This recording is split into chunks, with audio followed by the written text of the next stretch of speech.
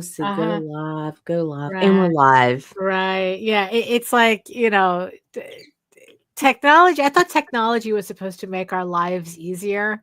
No, And it just fuck. seems like, well, you know what it is that technology is and can make our lives easier. It's just that we have all these goddamn middlemen.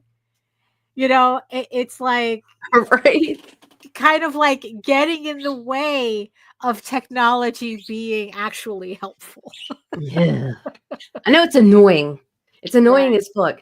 And everything that's wireless, nothing is wireless. In fact, there's more Right. wires than there Yeah, was before. yeah, I know. Like, this It's is a yeah, fucking mess over here. yeah, no, and it's like, look, I've tried, cleaning it up as best as I can, and it's like, and even then, it's still a rat's nest. I mean, when I watch those oh, I redo my office, type of videos, and then they show like, oh, let me show you my wire management system, and it just looks like they have no wires whatsoever.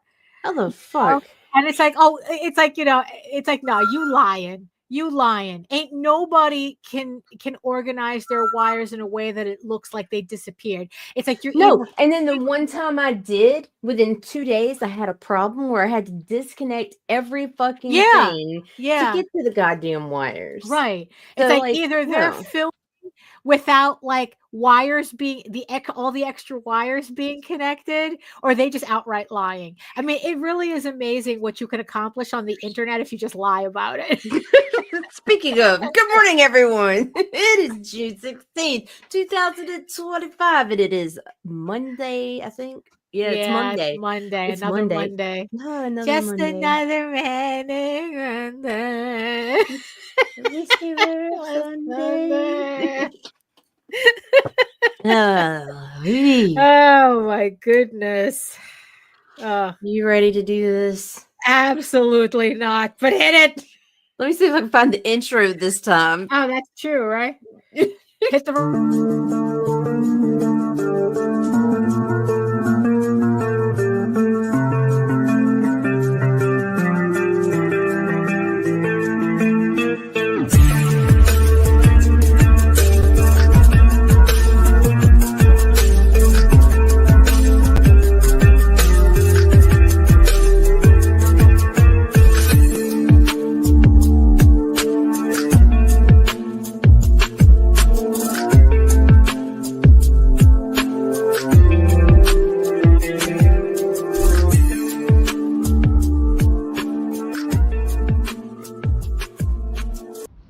Trigger warning. Fuck you. Good morning. I don't know. That clip never grows older. It just sums it up. I mean, really, it's like, so good morning, Nita. Good morning, Daphne. And good morning, everybody joining us today for another edition of whatever this is. So, who's joining us in the chat So today? far, we've got Lou, and I Oh, learned that Facebook transfers everything into Reels now. oh, So, what? like, I can go live, or like, the live shows immediately after the stream, it goes public. Oh, After the oh, stream. I'm so, like, oh, it can so, suck my nuts. but what do you mean it changes everything into reels? It becomes a reel. It says it's a reel. It doesn't change the format or anything. It just adds it as a reel. It's fucking weird instead of a live I've video never because heard they of, want you to use Facebook Live versus, whatever else yeah. they're using to stream. But tell you what, you want me to use Facebook Live? Fine.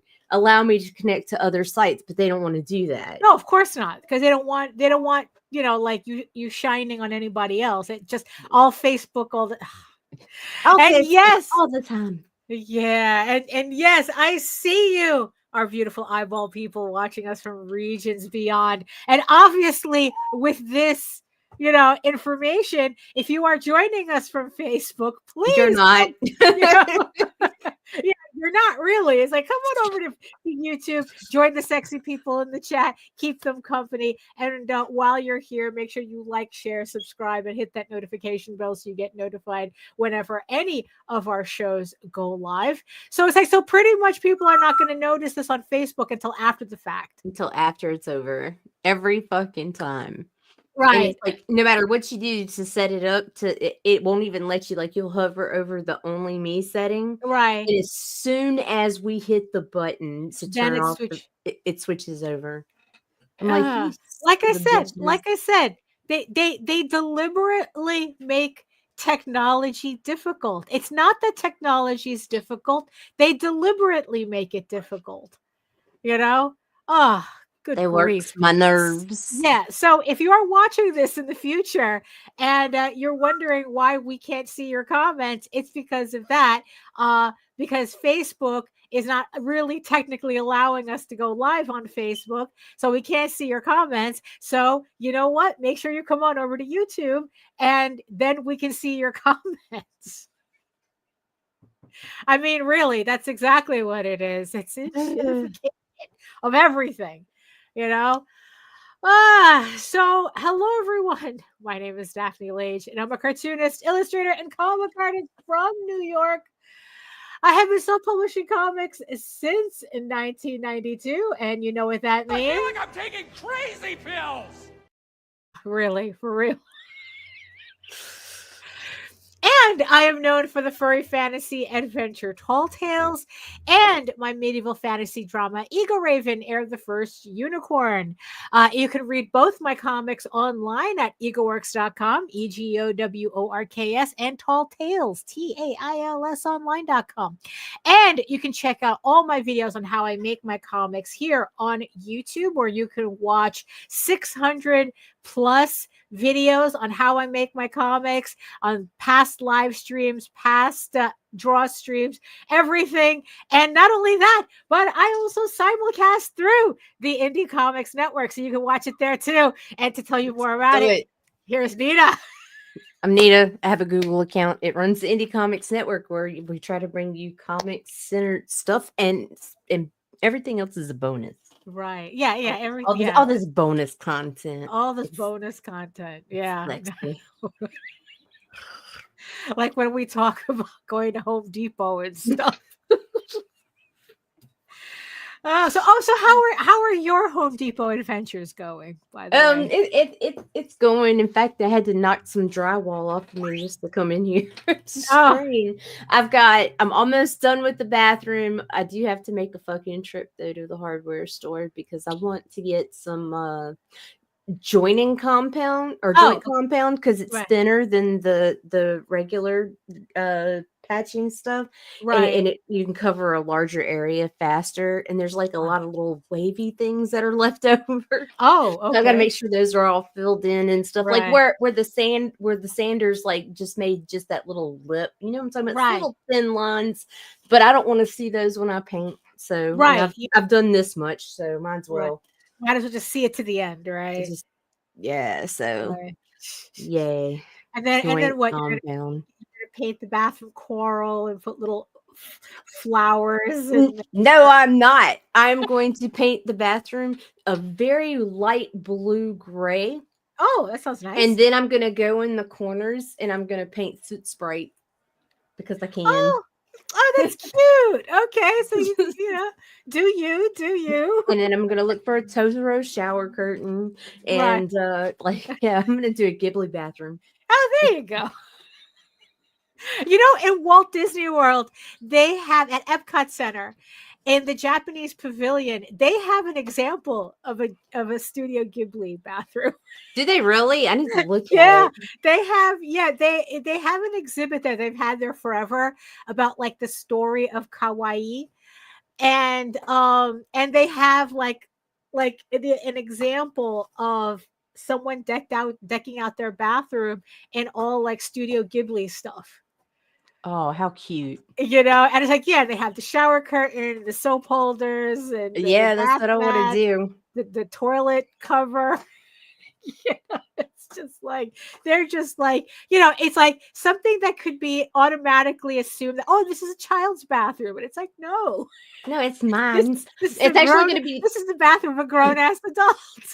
I'm gonna do something similar in our bathroom in the master bath. This is the Right. guest bath / kids bath. Right. Okay. And I got this really fucking cool idea because I'm so tired of their vanity counter always being covered in 4 different deodorants, 4 different toothpaste, Right. toothbrushes, or whatever. So I went and bought some the shower caddies, and I put a counter or a closet bar hold. Look at this. I put a closet bar catch, like a rest, on the ceiling on both corners, and I mounted 2 caddies with two shelves, so each kid has their own fucking shelf. Oh, that's nice. And I hit up the fucking dollar store, got your own cup, your own toothbrush, your own fucking soap, your own shampoo, and it's all fucking color coded. So motherfucker, you getting busted if you leave a mess. Yes. It's too bad that it's all for nothing with 4 kids. That counter is going to be like, let me have my delusions. It's going to last for like 4 minutes, and then everything's going to be back on the counter. Shut your mouth hole, Lage. Hey, Mike Jimmy, what's up? Oh, hey, Mike. I love the bionic Mike is joining us. Right, it's all the lives now. Right. Oh, is that like?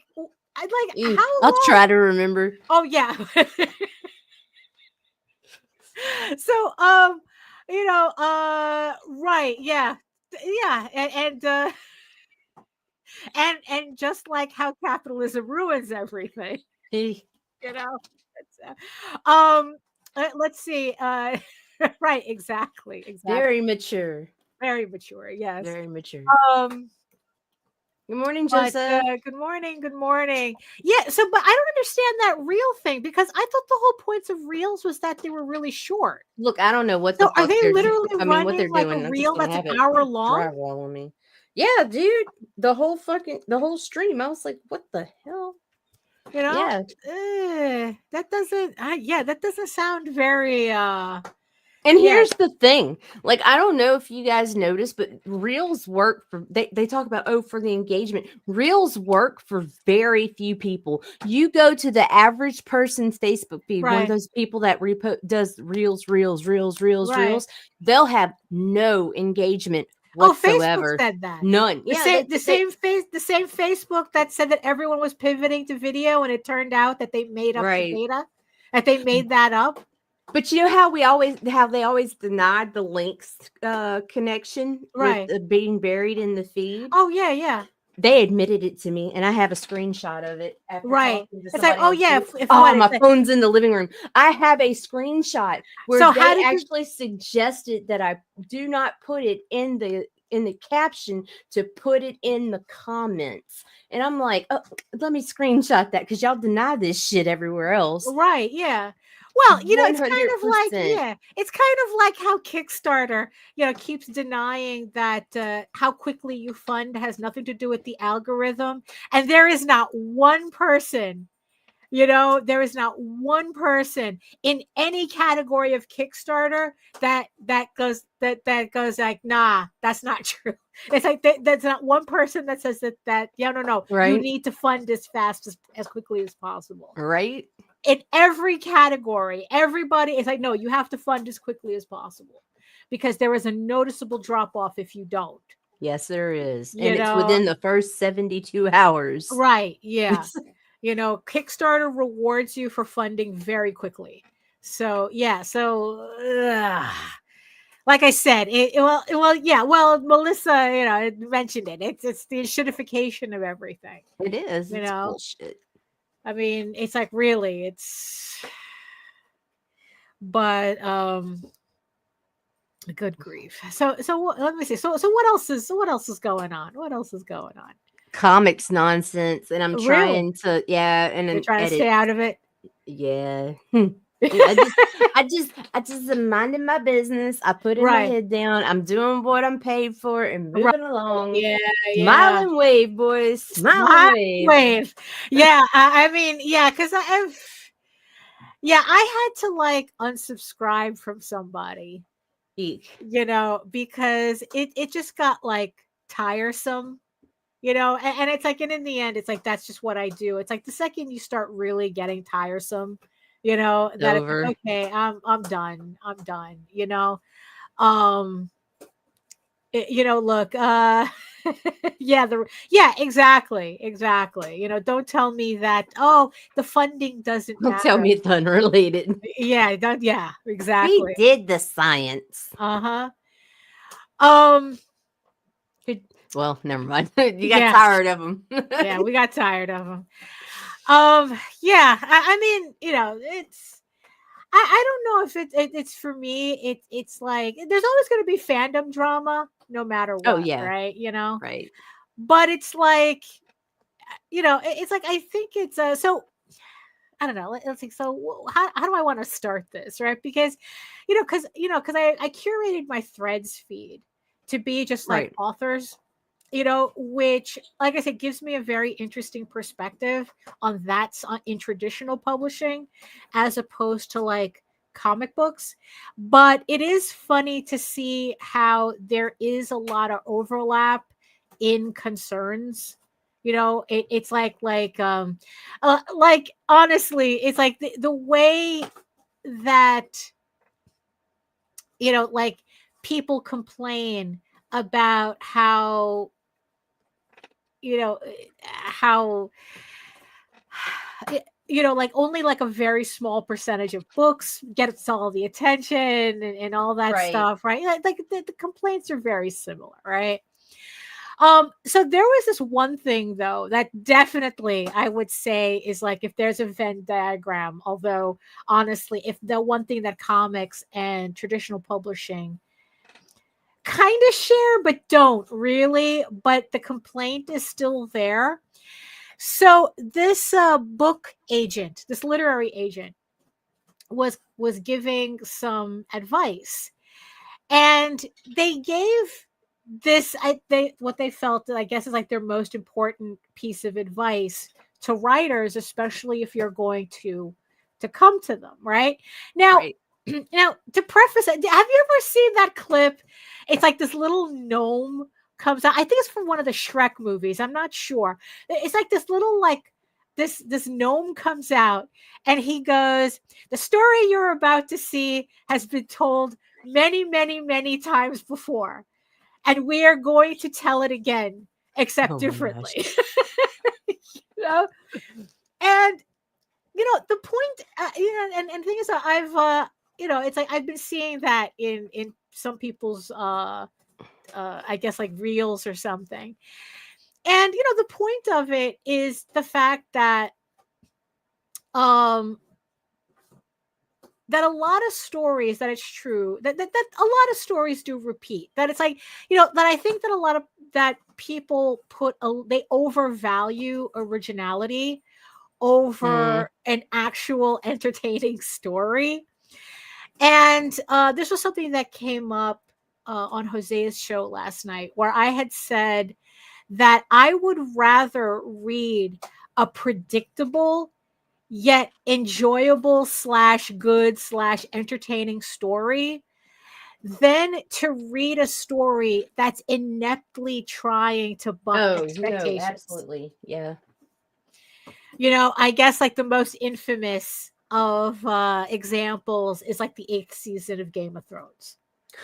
Where it's like the two writers where were reading Reddit, and they would see people like trying to guess the ending, and then they would change the story Right. because of that, which is the stupidest thing you can do. It's like, just tell your Really fucking good. story, right?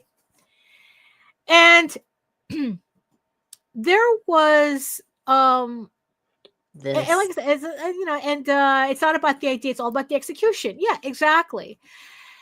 And especially when, like, especially when I'm going to be all over the place with this, because That's it's great. like, especially since I think my biggest, well, no, my biggest pet peeve in comics is the fact that for a bunch of people who love to call themselves storytellers, do not know how to talk about their story. That they do not know how to tell their story in a way that makes you want to read it. Now there is a variation of this in traditional publishing where the complaint that I'm seeing there is that there is this heavy over reliance on trope. Oh, right, exactly, right. K dramas, especially, they're known for that. It's like, so in traditional publishing, like I said, there's a complaint about an over dependence on trope trees, as they call them. It's the trope checklist. Right. They're not telling you the story. They're telling you what tropes are in the book. Right. Enemies to lovers, one bed, one horse, one cave. It's like, whatever the stupid shit is. It's like, found family. It's like he falls first. That type of thing. Tentacles, depending on the book you're reading. I mean, it's like, not with a right. K. And what happens is that it seems that there are too many authors who confuse that for plot. Who confuse that? I think I've seen that. I think I've seen two girls, one cup. Yeah. Where it's like they confuse the trope tree as plot. Right. And no, that's not what that is. It's like those tropes don't tell me anything. They tell me as much as you say, it's like, here's a boy and here's a girl. It's like, it's meaningless, right? It's like, or in my case, here's a girl and here's a 6-foot blue alien, a 7-foot blue alien. That doesn't tell me anything either, except that it's sci-fi. That's it. But it doesn't tell me anything, right? So this, I guess this literary agent, has seen too many of that. So he wrote, like, he just gave this little bit of advice. He says, lead with your hook, the unique twist, premise, or promise that makes your story different from every other book on the shelf. If you can't explain what makes your book special in 1 or 2 sentences, it might elevator pitch. Yeah, it might be time to sharpen your pitch. And then he says, I see so many queries built on familiar tropes like forced marriages and forbidden magic, which is great. Tropes work for a reason. But here's the thing. If there's nothing that makes your version stand out from the rest, I won't be able to sell it. And, and it's like, and I thought that was like the pretty succinct advice. Because I think that comics kind of has a version of this, not necessarily tropes. We don't do that type of thing on this side of the pond, but the thing is, though, the amount of it's, I think that the problem that people, that I usually see when people are talking about their books is that they talk about everything else but the story. Right. Not even like, they'll just, like, as far as they'll go is tell you that, oh, it's a superhero story, it's a fantasy story, it's sci-fi. And then you might as well at that point be telling me, oh, and there's a boy and there's a girl. Right. Right. I mean, that's how meaningless it is. Because it's like, you're not telling me anything if you just tell me it's a fantasy. What kind of fantasy is it? You tell me, oh, it's a superhero book. Well, what kind of superhero book? Oh, and these are my favorites. Well, it's like X-Men, but different. Batman. But they can never tell me what the different is. Right? Except, it's like, well, it's different because I did it. It's like, okay, so what did you do? you know? Right? Oh, it's like, and it's like, oh, well, it's just different. It's just, oh, it's better than what Marvel writes or DC writes or whatever. And it's like, that doesn't tell me anything either. What makes it different? Right. And maybe if you get like the really special someones, they say, oh, it's not woke. And it's like, one, I can't. What does that mean? Yeah, exactly. One, What I does can't that take even you mean? seriously. And two, it's like, again, another meaningless word. It doesn't mean anything. What are you even talking about? Like, what does that have to do with what's your story? What's your fucking story? Just tell me your fucking story. But they'll tell me all about the variant covers on their campaigns. But I still won't know what their story is. Right. And it's like, and the thing is, and it's like, and it's like, look, don't even give me that. Oh, well, it's on the Kickstarter. It's like, okay, here's the thing. Here's the thing. And I'm sold. That tells me a little bit more, but not much. There's a furry girl and there's a furry guy.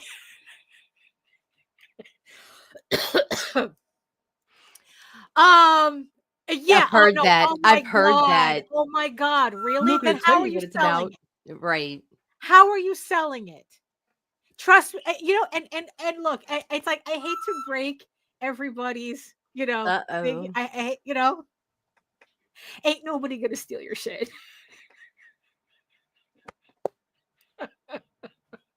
I hate to break it to you.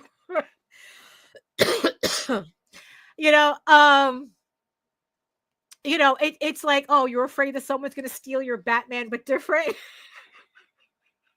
How can we ever tell? Oh, because it's funny. It's like just completely off tangent, but not really, right?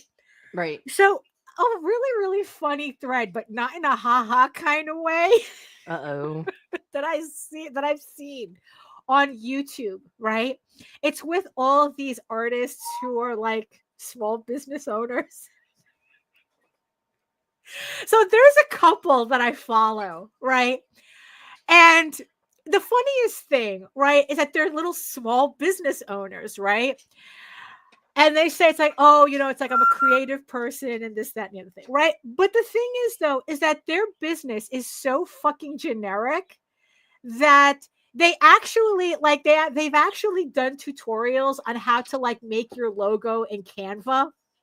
One of these like online things, right? Like they Right. make their shit in Canva, and they're all like, oh, anybody can do this and blah, blah, blah. This is how I make my branding in Canva. And it's like Canva is one of these like online, like graphic design It's GIMP. programs. It's like where it has all the clip art and you just like put it together and it's like, oh, you have a logo now. Congratulations, right? You put like, I don't know, the impact font and I can't laugh because I use something close to the impact font on my logo, but it's readable. What can I tell you? Right, right. So, but it's like really, really super generic. It's like the products that they offer are like so painfully generic, right? And the funniest thing is like it is not the first time that I've seen these creators get upset because somebody is copying their small business, right? And the shit is nobody else could do this macrame. the shit is that, but like I said, it's like this one woman was upset because, oh, someone else is now doing tumblers that have like these little like flowers on it. Right. But the thing is, though, she made the initial design in Canva using clip art. So it's like now and made it a whole tutorial about it. And now she's upset that somebody else made the same design in Canva, reverse the colors, and are now selling their own version of her Tumblr. And it's like, you didn't do anything.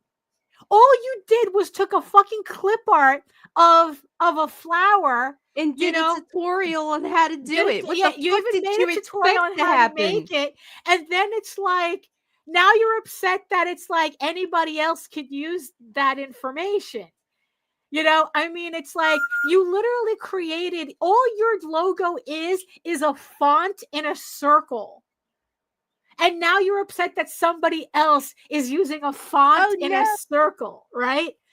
And it's like, you're creating Batman but different. And you're upset that someone else did Batman but different. And it was just like, it's just kind of like really funny because it's like it's like, people baffle me with the things they'll do to make money. Not that's morally wrong, but more so stupid. I swear to God. So it's like, so mind you, and like I said, these aren't the only two. I've seen this like repeat several times, where it's like they have the most painfully generic, like this is beyond, this is beyond like the Hello Kittification that I think I was talking about on the last show, where it's like that if you could Hello Kitty, kind of like your characters, right? You can merchandise them. But this is like kind of like beyond that. They don't even have like Hello Kitty. They have like an MS DOS, like an MS Paint, like clip art, and they're upset that everybody else can use it. I mean, it's really, really weird, and it kind of like boils down to like, well, what was making your shit so unique to begin with? Right. It's like you guys weren't really doing anything unique. It's like, why you tight? Not only that, but it's like you're actually bragging at how basic ass bitch your shit is. And then it's like you're upset that, there's another other basic ass bitches bitch do it out there doing the same thing I'm doing. And it's like, what did you expect? But the thing is, though, woo girl's gonna woo, right? Yeah. So it's kind of like, look, it's kind of like the equivalent where it's like every, like you go in the romanticy section, every bitch is writing a Beauty and the Beast story. Everybody, me included, we're all doing it. Every single one of us has a Beauty and the Beast story, a variation of that, right? But it's like, I have yet to see anybody go, that person is copying my Beauty and the Beast story. Although there was that woman who was trying to copyright, was trying to trademark Omegaverse, which was a whole other thing. But yeah, you don't do that. I mean, it's like you don't take the, you cannot, it's not that base thing. It's not the Beauty and the Beast story that's making your shit original. It's not it's how you're retelling that story. It's your execution. Right. And the thing is, though, is that you can yeah, I have that book. That's Your sister wrote it. No, well, I have notes for that one. But I have one that I bought. That's exactly that. They literally, oh my God. Well, we talked about it on the previous show where it's like, yeah, how hot your shadow daddy is, right? Where it's like somebody took the movie and did a beat by beat porn novel of the movie, but it was really, really funny because it's like, on one hand, she wanted you to know that this is what she did, but at the same time, she did like these little changes to the story that I really enjoyed. And it's like, but it was just like an experience. It was like a whole experience, right? But this is what it is, right? That it's like she took the same base that everybody was using. And you don't need to hide the fact, especially in this genre, you don't need to hide the fact that's a Beauty and the Beast story. Because like I said, we all do it. But it's how you write that Beauty and the Beast story. that, and then it's like, what's your unique take on the Beauty and the Beast story, right?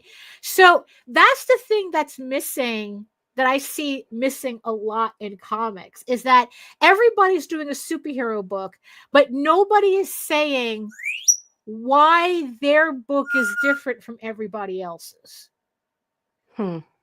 Right? They're just saying that, oh, it's different. And it's like, it's a meaningless word. It's like, it doesn't mean anything. You're not telling me anything. You know? Different You know, how? Right. It's like, how is your story different? You know, it's kind of like, let's take Rob, right? We you know, like Nightwolf, right? Right. So it's like, yeah, it's like plenty of people writing werewolf stuff, and especially there was a point, there was that little trend on, it was a trend for a while on Kickstarter, where it's like everybody was writing a werewolf comic, right? But it was Rob's story that attracted me to his story.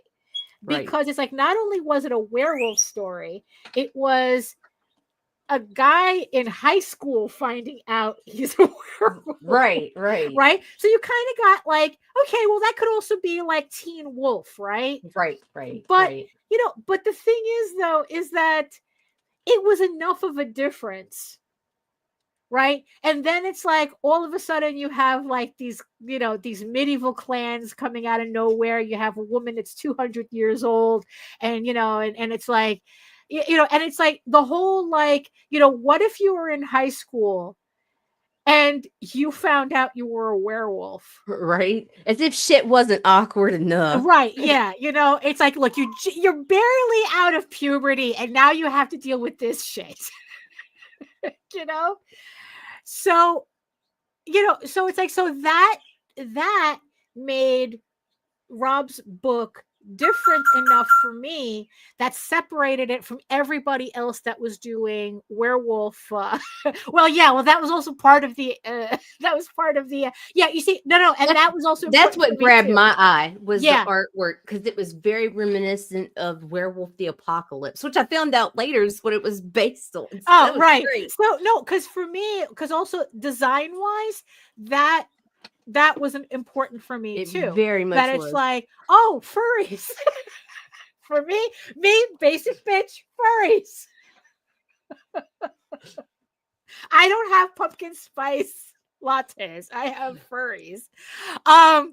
So you know, two great tastes that go great together for me. So it's like, okay, that's the book, because everybody else was either doing like some kind of superhero werewolf variation, or they were doing like universal monster werewolf, which I dig wolf that man, too. you know. Right. Also, it introduces old stories to new generations. I don't mind remakes if they're good. No, absolutely. You know, The Thing, John Carpenter's The Thing, is a remake. You know, let's not forget that. So that's how Rob was able to stand out for me, when everybody else was doing, they were just werewolf noise stuff, right? You know, and that's also the thing too with in novels. You know, it wasn't based on, I started mine right before I heard of it, but it hit my aesthetic, and I got into OCD and love the art. Yeah, it's like it is very reminiscent, it all comes and it's together, like, this is great. Because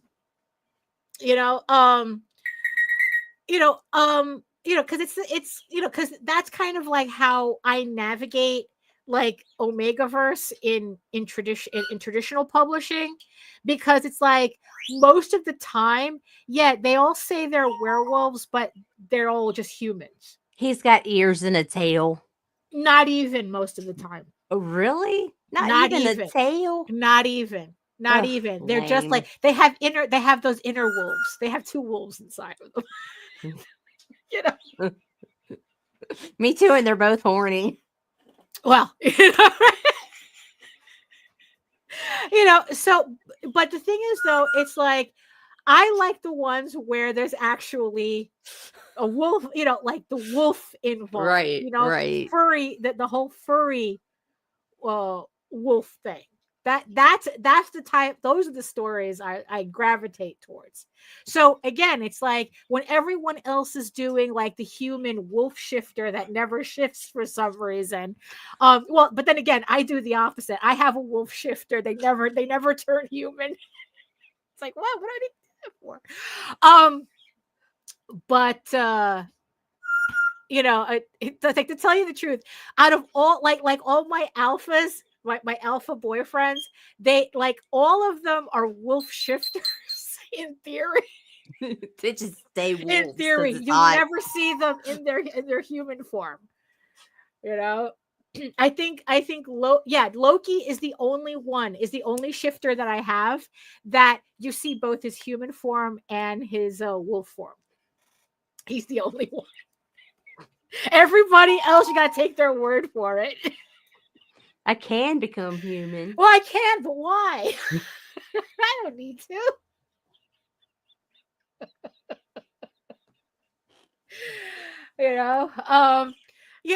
Because it's like, because like the worst part about it, right, in a lot of the traditional publishing when they do the Omegaverse thing, because it's like, it's like when they finally like transform into their human forms, they look like all Peter Thiel, and it's like, oh, you know what? Never mind. Change my mind. Change my mind. I'm good. Well, that's what Disney did. Jeez. With Beauty and the Beast, you're like, what? What? Fuck? Why though? Why though? It's like, why though? Why? What? And a generation was born. Disney's Robin Hood birthed furries. Beauty and the Beast birthed fucking furries. Oh shit! Why? Hello, Glenn. Hello. Oh, hello. We're not being dirty. Not live. Right. No. Oh my god.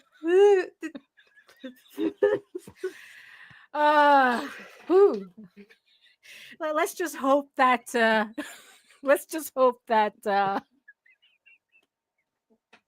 That the first question Mike Jimmy doesn't have to ask it, Daddy. What's Omegaverse? Oh shit, I completely forgot they were here. Yeah. Oops.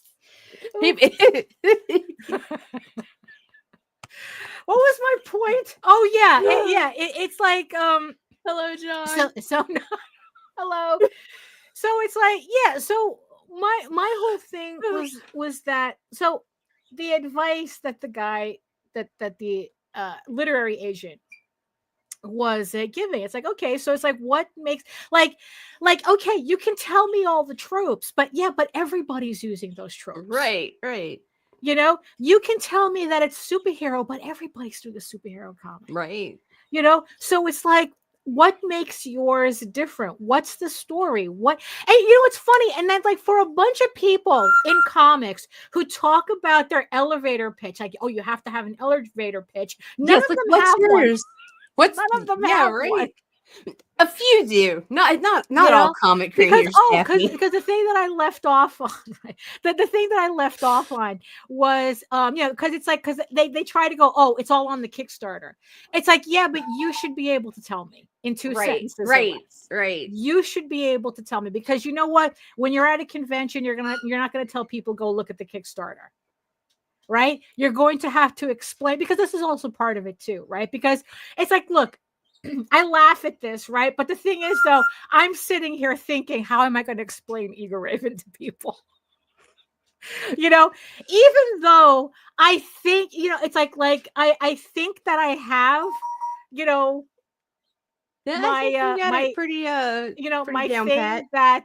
that of course I don't commit to memory, no matter how many times I say it out loud.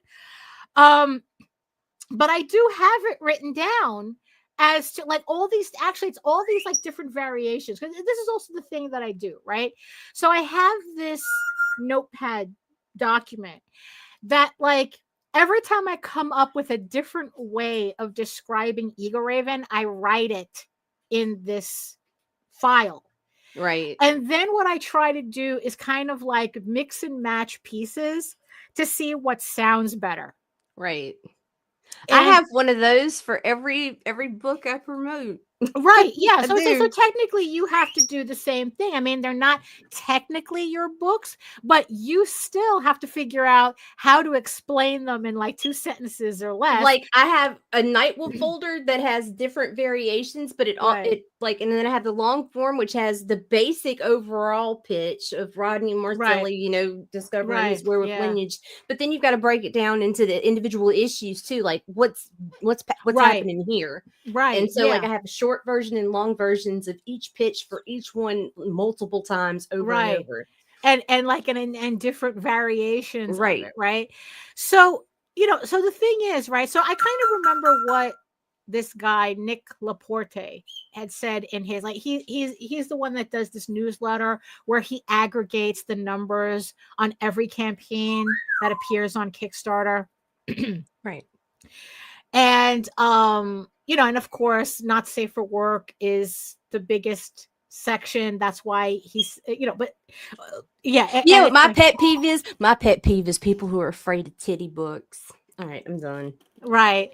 Well, okay, so but you see, the funny thing is, right? So, but we've spoken about, like, let's take that Not Safe for Work thing, right? So Right. it's the largest genre on Kickstarter, and it's definitely the most successful. Right. It's that, When it's it's successful, mind successful. you. It's like, right, but as a category as a whole, I mean, that they're making, like, you could have, like, there was one month where I think there were like 13 campaigns that made 50% of the money on Kickstarter. So it's like, it's a very it was something like crazy like that. Oh, yeah. It's a lot of clickbait, Yeah. It's like, yeah. But it's a lot of clickbait. Let's just say that for all that clickbait, it's not helping. I'd be so toxic if I had a penis, but I'm a girl, so I can do it.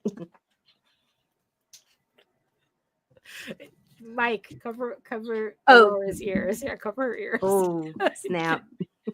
Snap. So, like, even if you're doing that type of book, a Not Safe for Work book, right? You still gotta tell me what makes your book different from everybody else's. Right. And those are the ones that are successful, mind you. Right. I mean, it's like to just say, oh, it's a pinup of naked superhero skanks or something. I don't know. Right? I don't know. I recently saw a particular group that I do not care for do a one that was like Star Right. Wars skanks. Right. Yeah. But it's like, okay, but again, it's like, it's, you make it in Canva. You make, like, making a logo in Canva. That's basic bitch shit. Right. It's like, your favorite superheroes, your favorite Disney princesses in lewd Right. positions or something. That's basic bitch shit. Right. In the Not Safe for Work realm, that's what that is. That's the Right. that's like the pumpkin spice latte. That's the right. That's pictures. basic. That's Okay. like bottom rung. All right, I got you. Right. So what's different about it? Like, in the end, it's like, if you're competing with 5 other people doing pinup books, what's different about your pinup book? Like, there's this one guy, Jose Variz. He's one of my favorite Not Safe for Work artists. Nice. And the thing that makes him stand out from, like, all these other pinup people, right, is the fact that he has this weird fixation on Jessica Rabbit. And because of that, Roger Rabbit appears in his sketchbooks. Oh, that's funny. But he draws Roger Rabbit on fucking model. Like it's Wow. just like really, really funny. So it's like, so Roger is in the sketchbook. So you know, so Jessica Rabbit's doing all this cosplay, and then you have Roger Rabbit in the background, you know, kind of like being whatever mascot is in, you know, and it's really, really funny. You know, so if you know what's funny is that if you know, it's like it's literally, I'm saying this, it's, you know, it's like oh, I forgot the Bob Hoskins character. It's like, oh, so what makes, it's like, what do you see in that sketchbook? Oh, the shit makes me laugh. It has Roger Rabbit in it. You know, I've never bought one, but you know, because it is kind of, it is expensive. I think it's like $40 for a 35-page book or something, or a 30-page book. Sometimes it's like 24, and it's like, yeah, I'm good. You know, but it's like his sketchbooks stand out because of that, because I guess that's his shtick. You know, it's like it's Jessica Rabbit, and then you have Roger Rabbit, and it's just like this really funny dynamic, in kind of like this, you know, it's kind of, you know, I mean, it's, yeah, and it's an adult, you know, sketchbook, but you know, it's not like you're seeing Roger Rabbit doing anything, you know, it's just Right. pinup books, that's all it is. But it's still funny conceptually. So Right. to me, that's what makes what should be a basic ass concept, right, makes it stand out from everybody else's. Like, I would rather, like, if I had the choice, I would rather buy his books than some, you know, Star Wars chicks in bikinis or something, you know. Well, oh no, they're not in bikinis. Well, right, whatever it is, you know, I mean, you know, whatever their gimmick is. You know, so, and then it's like when you hit the top level of those types of books, you're not seeing pinup books anymore. Mm-mm. You know, it's like now you're seeing, it's like not safe for work comic stories, right? Right. And the thing is, though, is that they all have sex in them, Right. but what else do they have? Okay, we know they literally have the one bed trope. We know. Right. Right? We know it's all the one bed. But what makes it special? Why should I buy this book over that book? Right. You know, and you know, and it's the same thing, right? So it's like, so the I think like the category that comes after that is horror. Right? Although Right. horror is a strange category, because it's like, I don't know. Well, one, I'm not really.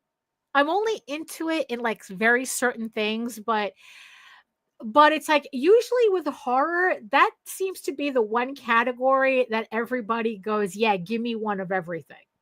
Right. I mean, am I off No. base with that? No Like horror. the differences between books really don't matter as much as the genre. Right. Right. If it's up your alley, it's up your alley when it comes to Right. horror. Like, Uh-huh. you know, it's just how it Right. rolls. Oh, right. So I guess like horror doesn't have that same. I mean, but then again, like even I don't know, but even then, it's like you would still want to know, like, well, what You makes could have the same goddamn story as long as that art's good. It does not fucking matter, word for word. I'm right, not even kidding. It's right, crazy like that. right. Like it's like, oh, it has a serial killer in it, and it's like, and Right. that'll be good for anybody. Like they don't care what kind, they don't care. If it's their Right, type, like if they're into slashers, or if right, they're into like the Ed Gein type, or like they're hmm, gonna, or Leatherface, or they're gonna wear your right, skin or yeah, whatnot. right, If it right, floats your boat as far as right, what you're into anyway, they're gonna yeah, fucking wipe it clean. Like, they're gonna right, love it. yeah, right. Like there's less fussiness in the Right. genre. I think that's right. So then it's like we get to fantasy. I guess like fantasy is the top, is the next most popular category on Kickstarter. So you have the not safe for work, you have horror, and then I think fantasy comes after that. Right. Although I still, Fantasy is more selective, though. yeah, because it's like, okay, so here I am in the fantasy section, right? So, okay, so I'm looking around at all the fantasy books because, yeah, it's like there's a lot of fantasy books, right? And Right. it's like, okay, so what makes Eagle Raven different from all the other fantasy books? And the funny thing is that the first thing that comes to mind is more like what it isn't rather than what it is. Right. And it's like Eagle Raven is not a rewritten D&D campaign. Hmm. Which is something that I see a lot in the fantasy genre, that it's like people, they have, it's like they're just like doing their variation of D&D and Lotus Wars, and um where it's like it's kind of like it's kind of like, oh, you're watching a campaign, a D&D campaign, Right. rather than, it's like, this is my fantasy and it's a D&D campaign. I know that it's not that.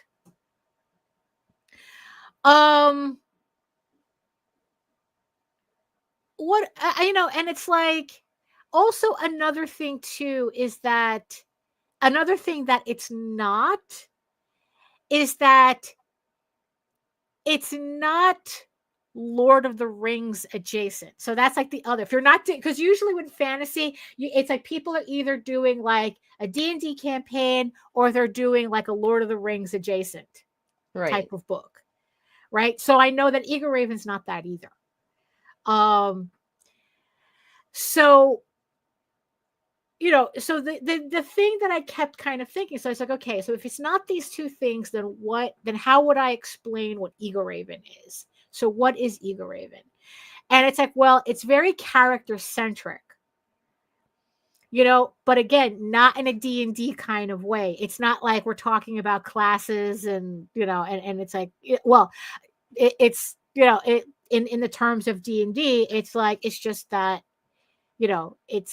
I'm talking about, it's about very specific characters, and again, it's not like Lord of the Rings, because it's not necessarily about this overreaching story. Like there's kind of like the war is kind of like background dressing to the individual character stories. Right.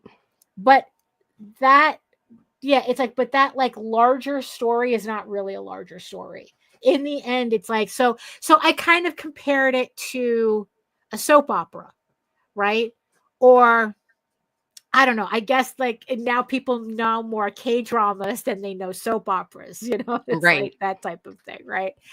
And so it's like, yeah, so it's like, it's okay, so it's more, the story is more like a soap opera than a D&D campaign.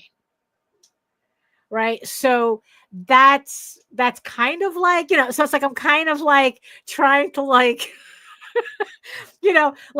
like kind of like, okay, so what else makes it different? Right. And like I said, it's like, and usually when I come up with these kind of things, I put it in my little notepad file so that, I can, okay, so I can tell people what's like, oh, do you like fantasy?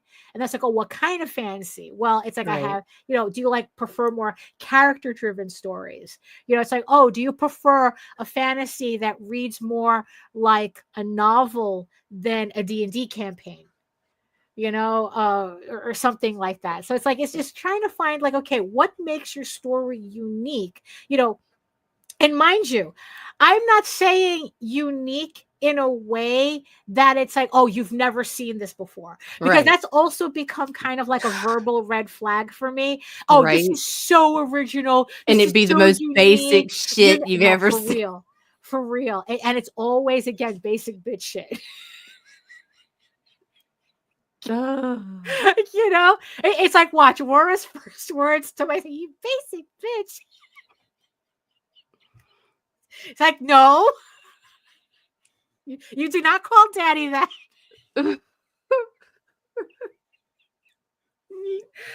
um um so Right. So it's like that's another red flag for me. So it's like you can't just outright say, "Oh, this is original. This is like the most original thing."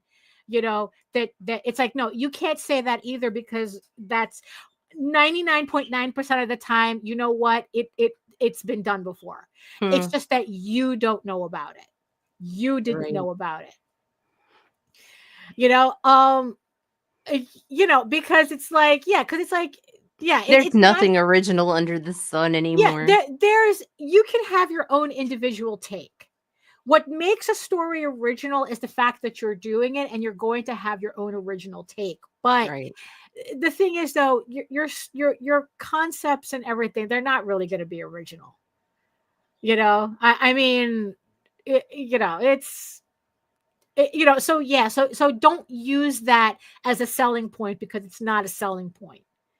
In fact, it makes me, if you're going to sit there and tell me that your story is so original, it really does make me suspicious that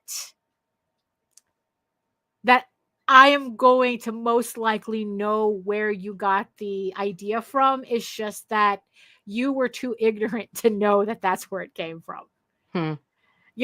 Because there always seems to be a correlation between the people who think they're writing the most original story and the people who don't really collect or read other people's books. There just seems to be, I don't know, could be just me, but there seems to be a correlation with that, you know? So it's like, yeah, it's original to you because you don't know it exists, but everyone else does, Right. and there's nothing, and nothing really is, cringe is not exactly the right word, but it's like it really is cringy to hear you say, "Oh, this is the most original concept." And then it's like, I'm going, bro, I must have read this story like 5 different times already. And it's like it's kind of an awkward position to put someone in. So don't use that word. Don't use that descriptor. Um Actually try to talk about your book in a way that will interest the person in front of you. Which means you have to use your words. You have to be is well that well oh wait, I just did a court drama issue.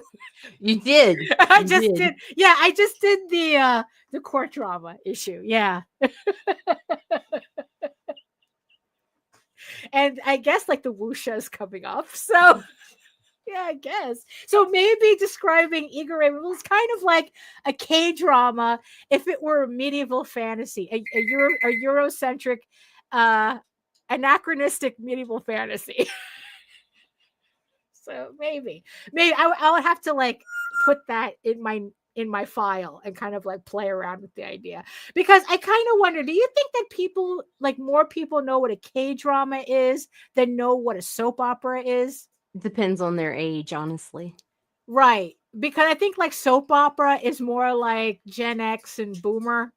Right. Like I think like millennials is really where the whole like Right. that whole when like K-pop and K-drama started really taking off.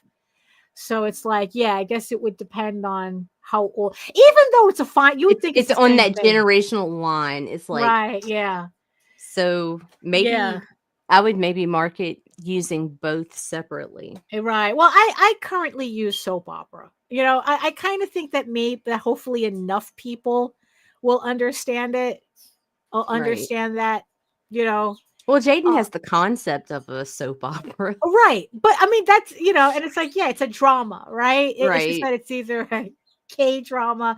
Lorraine's watching, and it's like now there's Chinese dramas, now there's C Right. dramas, and it's like, so yeah, so I guess like, yeah, there's no, I guess, like Eurocentric version of that is common. It's just that people just, oh, there's just soap operas, so I don't know. It's like I said, that's why it's always important to like really play around with how you describe your story. Because yeah, like I said, that is like a huge peeve of mine, where it's like I said, it's like a Kickstarter, you're pulling up the Kickstarter, and all of these guys are talking about everything else. Like, oh, well, when you support my Kickstarter, you get a free trading card or something, Yeah, but what's your story about? Right. What's your story about, and why should I? You see, let's just put it bluntly. What's your story about, and why should I give a shit? Yeah, right. Right? And it's like, Melissa says millennials would have seen their moms watching soap operas when we came home from school. I know them as ridiculous shows. Well, because, yeah, they are. But, because it's like, yeah, it's teen dramas or like WB dramas. Oh, WB. Oh, right. Like, yeah. It's Dawson's Creek. Right. Yeah. Yeah. Except with dragons. Yeah, it's just trying to find like, yeah, I guess I would have, yeah, it's like, oh, even though, yeah, Charmed, but medieval. right, like something like that, like, Yeah, that's exactly where it needs to hit. And it's like, how right, do you do that without sounding corny? right. Well, see, but the thing is, that's the funny thing, right? Because it's like, depending on how you explain your story, Supernatural, but sexier. oh, that's Omegaverse. Don't ask me how they got Omegaverse from Supernatural, but they did. That's They literally did. the They origin did. of the genre. And then it just went all over. It's so yeah, so but that's also, yeah, but the thing is, I understand that that's probably why there is this reticent to kind of like talk about your book, because you can either sound corny or you sound like you're having a stroke. It's like, wait, what? What are you talking about? It was kind of like, yeah, it's kind of like, it's like describing Star Wars. It's like, well, there's this space farmer, and he finds out his dad's a villain, and Right. he goes fight for a rebellion. I would never watch that movie. It's like, I kind of think that, so yeah, so I can understand on one hand, it's a little tough because, when you're trying to sum up a 16 issue, oh, what happened? I can't tell if that's traffic or wind. Oh no. Yeah, you said you had storms. Yeah, Storms and I coming, just right? got a severe thunderstorm warning. Oh So. no. Well, we're wrapping this up No, we're anyway. good. Right. Okay. So yeah. So I was like, I can understand like people being hesitant, because it's like, yeah, it's like, explain your story in 3 sentences without sounding mad corny. Like, I Right. get that. I understand that. You're reducing like for me, I'm reducing a 16 issue series into 3 sentences. And it's not easy. That's why I'm No. constantly shopping this. It's like, okay, if I hear like a new way of thinking about it, then it's like I try to like, okay, well, how can I improve this or something, right? Right. But the thing is though, it's like, especially, if you're doing conventions, it's like nobody has time to listen to a 20-minute rambling pitch. Right. Right? You have to be able to explain your story in 3 sentences. And again, it's like I said, and it's like the trope list is all fine and good, but that doesn't tell me anything. It's like, okay, you could say, well, it's a fantasy. Okay. All right. It's like, well, you kind of got my attention. I like fantasy, but like, there's certain types of fantasies I don't like. So what do you got? Right. I mean, you know, um, just like not all superhero books are created equal, or at least they shouldn't be. I mean, it's like maybe some people like some certain types of superheroes, but not other types. And maybe that there's certain types of stories that they like, but there are some people who like, well, is it more action adventure? It's like, well, I'm not, or I'm not really into action adventure type stories. You have stuff like, well, I have, it's like, oh, I'm into, what kind of novels do you read? Like also that might be something. It's like, oh, well, I'm into romantasy. This is more related to that. This is kind of more related to that.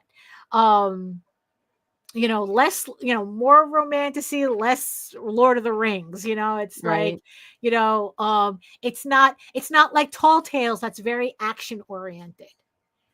So that one I'm very comfortable saying this is like Lord of the Rings. Right. Um, although, honestly, it's like Eagle Raven has a lot more in common with The Witcher. There I you go. mean, it's like, well, imagine if like The Witcher and Violet Evergarden got together. Does that make sense to you? It's like, No, no, but it right. makes me curious enough to check it out. So that's like kind of like what I'm trying to like figure out, like, okay, so how would I explain a fantasy like that? Because I read the Witcher book, and the Witcher is actually not very action oriented. It really isn't, which really surprised me. Like I said, it's like once I read the book, I didn't need the show anymore. Although I still imagine Henry Cavill as Geralt. Is it Geralt or Geralt? I'm always getting that wrong. It's like Geralt I work. watched the show and I still don't know how to pronounce the name. So it's like, oh, it's kind of like, because it's kind of like The Witcher is actually a cheeky retelling of Grimm's fairy tales. And it's just like, I was really, really shocked to realize that, like, the show implied it, but the book was like, oh shit, every Geralt. story is a Geralt. Every story is a retelling, right? And so then we go back to the original thing, right? He even The Witcher does a version of Beauty and the Beast. There's a Beauty and the Beast story in The Witcher. Even they take that story and make their own thing out of it. So yeah, so the fact that you're just retelling a similar story, that doesn't matter. It's how you do it and how you make it stand out from everybody else telling that same story. That's what counts. What makes your story different? Why should I care? And I'm not talking about, oh, because I dedicated this book to my dad, or it's like, oh, I made this book after, oh, my child passed away in a freak accident. Right. That doesn't, I hate to say it, that doesn't make me care about your story. What you're doing is a version of I just saw the phrase for it too. Pity marketing. It's like that's a variation of pity marketing that you're giving me. You're not telling me about the story. You're not giving me a reason to care about your story. You're just giving me pity marketing. Right. And that's not what I want. In fact, it's like, if you give me pity marketing, I'm definitely not going to buy your book. Right. Hey there.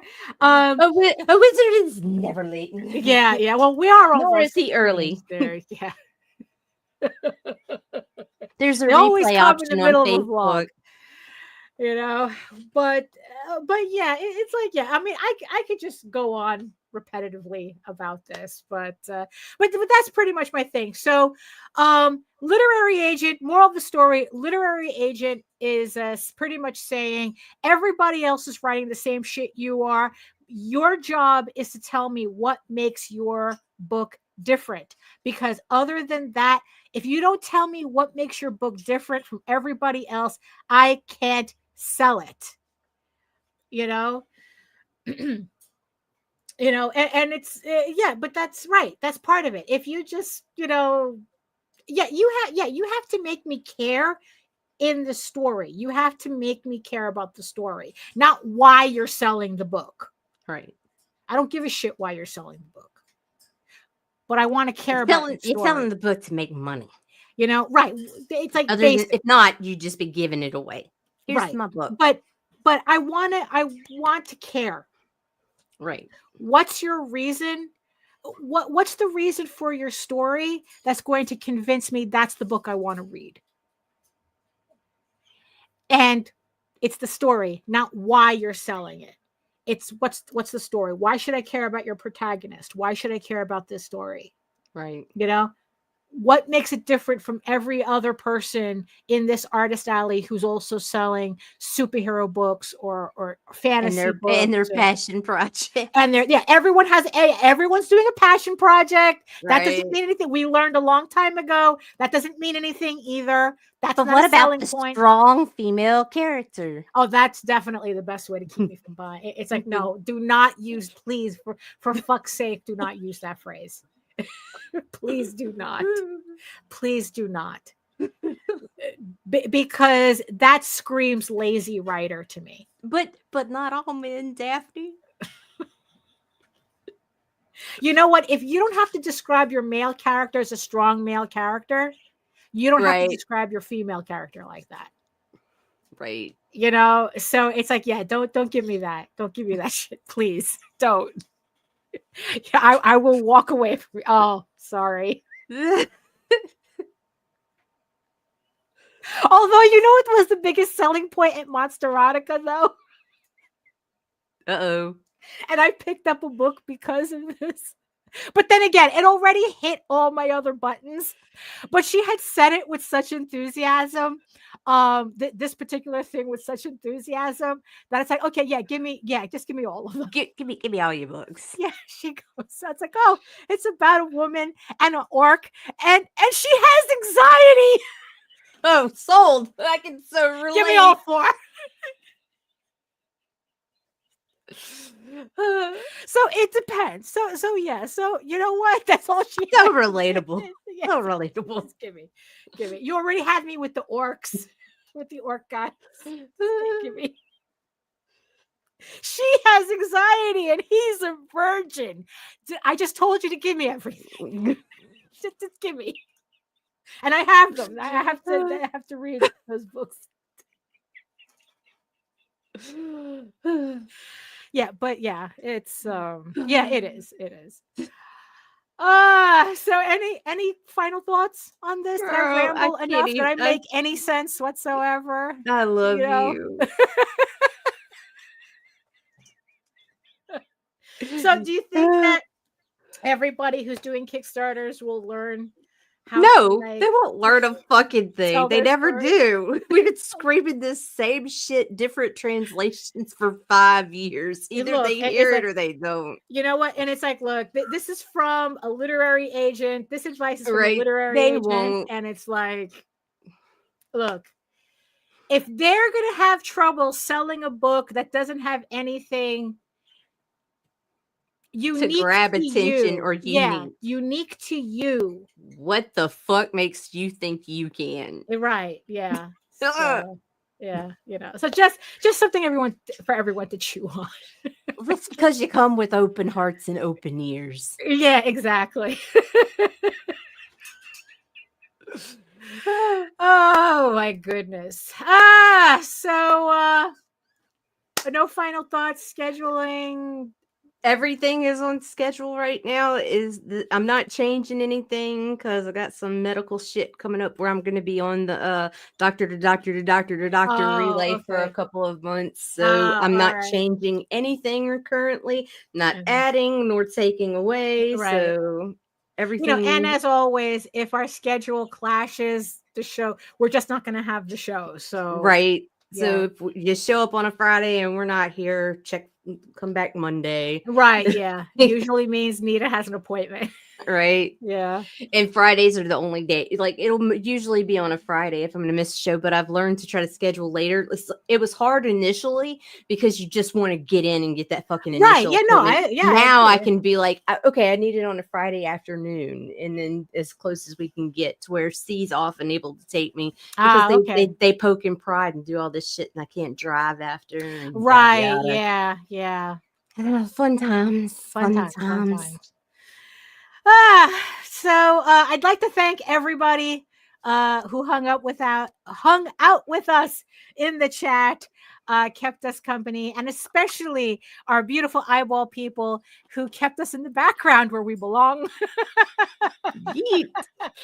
While you're doing your work, and you had us, and we hope you did a lot of work while we were in the background keeping you company. So thank you so much for that. You could be doing anything else. You could be listening to anybody else, but instead you decided to listen to us. And we appreciate everybody who And did apologize. it. Well, especially to Mike Jimmy. Sorry. Who probably already we are not responsible for her first words.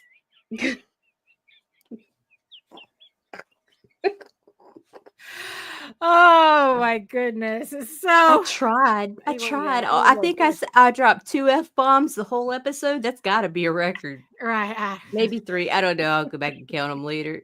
Right. All I can say is that I think we definitely lived up to the title of the show today.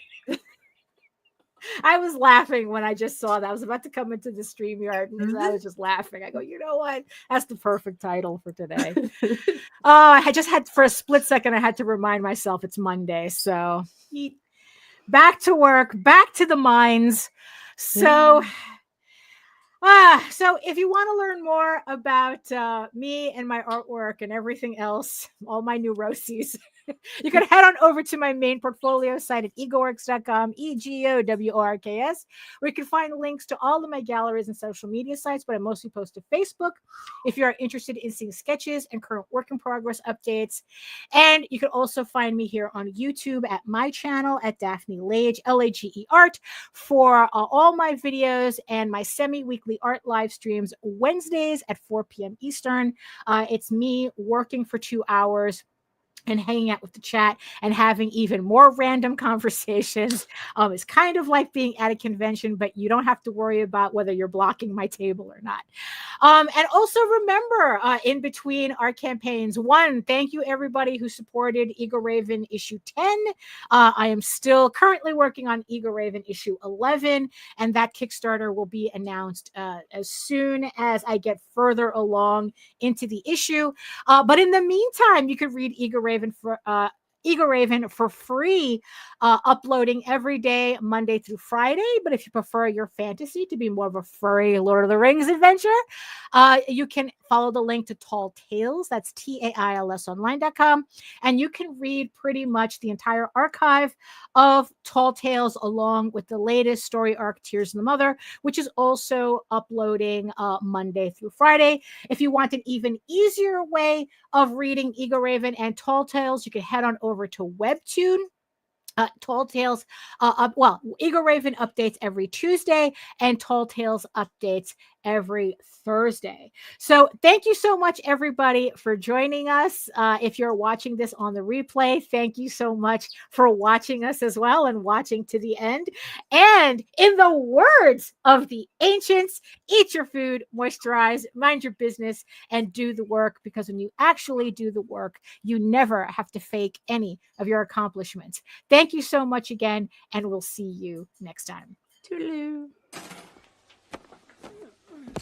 Fuck you, fuck you, fuck you. You're cool. And fuck you, I'm out.